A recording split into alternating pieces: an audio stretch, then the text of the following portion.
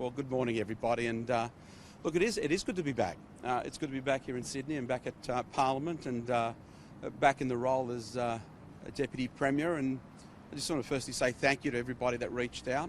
So many people from across the state, parliamentary colleagues from all sides, reaching out over the last 4.5 weeks.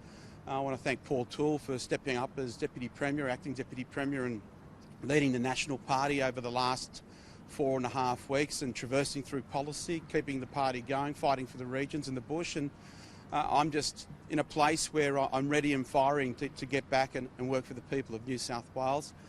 Look, it was a tough trip. The Friday I decided to call it quits and take some leave. It was a really tough day. I remember addressing the National Party Central Council that morning, explaining the fight that we had ahead of us. And I sort of then had lunch with Ben Fordham and a couple of others, and I realised that I hadn't recovered from what had occurred with Dad passing and some other issues that I was dealing with. And for me, it was just a tough day, and I thought that was rock bottom, but it was about a week and a half later when I realised what rock bottom really looked like. And during that time, over the past 4 weeks, I've learned a lot about myself, I've learned a lot about my past, I've learned a lot about my wiring and my DNA. I realised the pressures of this job, but everybody in New South Wales have got their own pressures and stress, and being Mental Health Month, it's a good time to bring awareness to mental health and mental health awareness.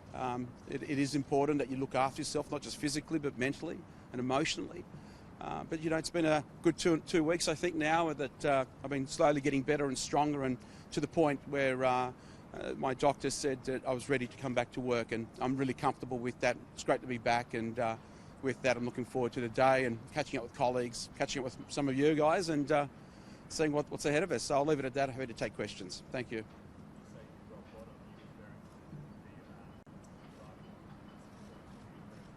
No, look, rock bottom in my mental space.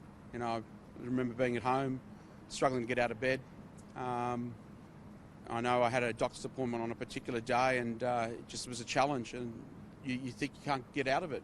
Actually, for me, it felt like I was never coming back. And if you had asked me 3.5 weeks ago, it felt like I wasn't coming back. And I didn't think I was going to come back.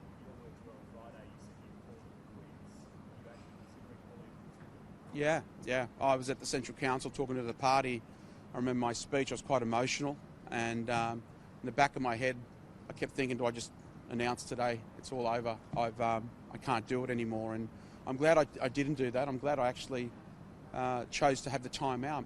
You know, I've always said in my life, you don't never make big life and career decisions when you're emotional or when you're tired, and that was the right choice, and I'm glad I decided to take time out. And I mean, it's never easy to admit that you've got a mental health issue and that you were struggling and suffering, and for me, it was the right call.